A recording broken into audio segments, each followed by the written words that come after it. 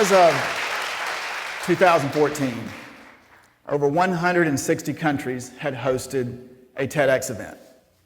That is over 12,000 TEDx events in the history of the program, all across the globe and in every state in the country. Every state that was except my home state of Mississippi.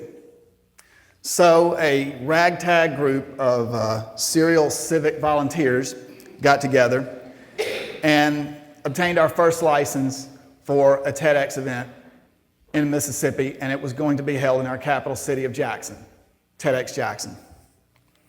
So on the 6th of November, 2014, TEDx Jackson was held, and we had an absolutely fantastic lineup of speakers, just as you do here today.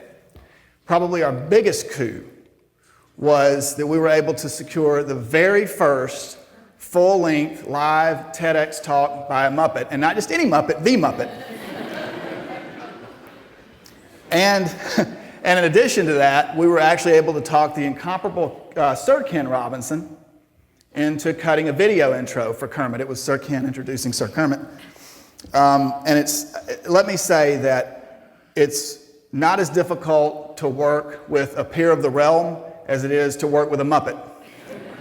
You have a celebrity of Kermit's magnitude, you have to go through a lot of mammals before you get to talk to the amphibian. And one of those mammals was a particularly pricky pig.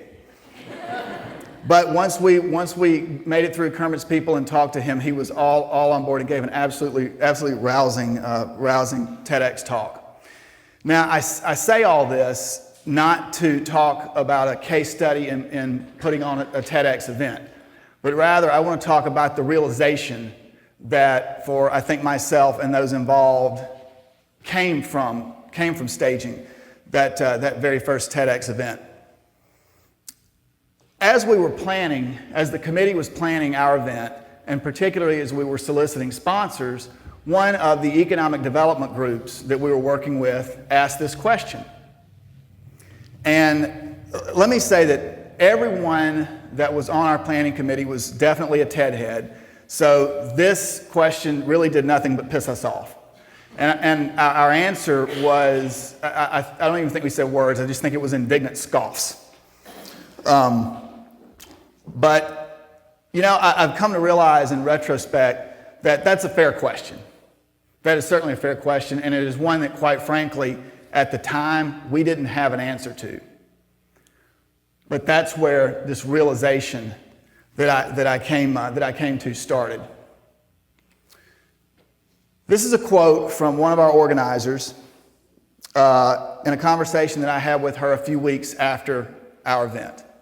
She is a high-wage earner. She works in a knowledge-based industry. And she had confessed to me that she had pretty much made up her mind that she was going to leave the state, move on with the next phase of her life.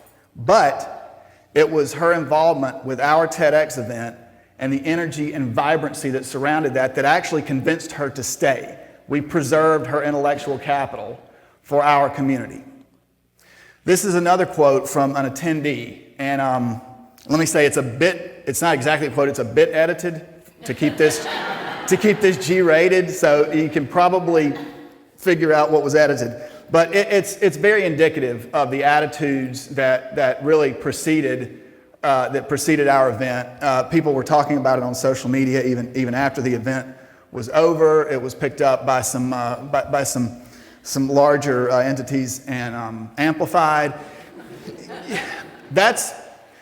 That's one that our honored amphibian took out in front of a local restaurant right before the event that got him in trouble. So be careful what selfies you post, especially if you're involved with a prickly pig. Anyway, probably the most tangible thing that came out of everything surrounding our TEDx event was that a few weeks after the event, some business and community organizations in the city of Jackson approached a few of our committee members, myself included, and asked that we form a placemaking and community development chamber to serve the core city of Jackson. Because you see, my city, like so many others across the country, was suffering from the effects of what I call the 1990s retail syndrome. This was an era of cheap money, consumer credit, urban flight, and it led to overnight strip malls and drive-through commerce. The problem with this is that as the economy tightens, or not even tightens, just changes, evolves. As the economy changes, that model is no longer profitable and thus unsustainable. So what do we do? What is the fix? Where do you start from? In Jackson, with Project JXN, as our chamber is called, because it makes a great hashtag. Where do you start there and with so many other communities across the country? Well, I am a firm believer that something as simple as the words you use to describe the issues and the solutions can make a big impact. Words are powerful. Words set the tone. Words can really drive the intensity and the passion, and in many cases, steer the ultimate success of what you're trying to do. So I'd like to come back to that question that was asked about TEDx and TEDx-like events having any real economic development impact. This phrase, economic development, I think we need to stop using this phrase, at least couched in terms of it's an unequivocally good thing. If you asked 100 people on the street, is economic development good? 90 would say absolutely, absolutely 100% good. The problem is governments of all sizes can have economic development and have it tomorrow. If you offer enough tax incentives and infrastructure incentives, you can buy as many factories, as many jobs as you want. But if something about that sounds counterproductive, buying jobs, buying industry, buying commerce, it's because it is. See, I believe that that approach to economic development, which is a bipartisan approach in just about every area of our nation, I believe that approach is nothing more than a 21st century iteration of the same cheap money that drove the 1990s retail economy. We're just transferring it to buying industry. Economic development, I think the biggest issue with that term is the metrics that it uses for success. Jobs and employment. If we get jobs and the employment rate is good, then economic development has been a success. But I think we're missing the boat there. Because if we create these jobs, but the plight of our citizens is not improved, have we really done anything? What have we accomplished? I think we're ignoring quality of life and quality of place. And those two things lead to economic improvement. I think if we can shift our perception from just sheer bullet-pointed economic development into one that looks a step beyond, into economic improvement, then I think we start making progress. And this is not a down with capitalism, Marxist, neo-hippie, utopian timeshare sell job. Far from it. This is seeing our economic system through to its right and natural end, and that is to the benefit of all of our citizens. And let me say, you cannot have quality of place and quality of life without a thriving, vibrant, robust, free economy.